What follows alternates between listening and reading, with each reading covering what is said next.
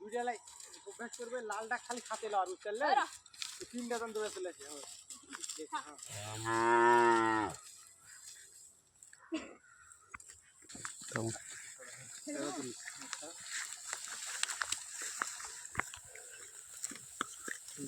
ঠিক আছে। হ্যালো বন্ধুরা, আসসালামু আলাইকুম।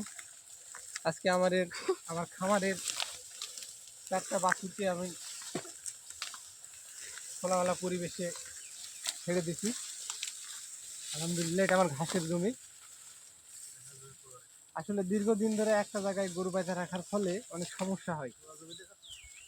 এখন দেখা যাক, অনেক দুষ্টমি করছে। তবে এইভাবে গরু লালন পালন যদি করতে পারি, আলহামদুলিল্লাহ অনেক ভালো হবে এবং ভালো রেজাল্ট আসবে ইনশাল্লাহ। সব দুষ্টমি করছে, দেখেন কি অবস্থা।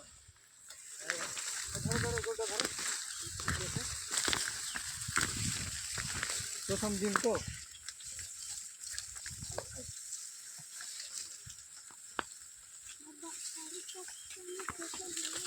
খোলামেলাটা ধরলে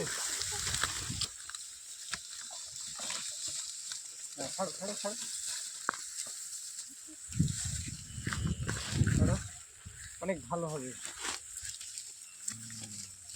আসলে আমাদের জায়গা সংকলনের জন্য অনেক সময় হয়ে ওঠে না আর কি। আয়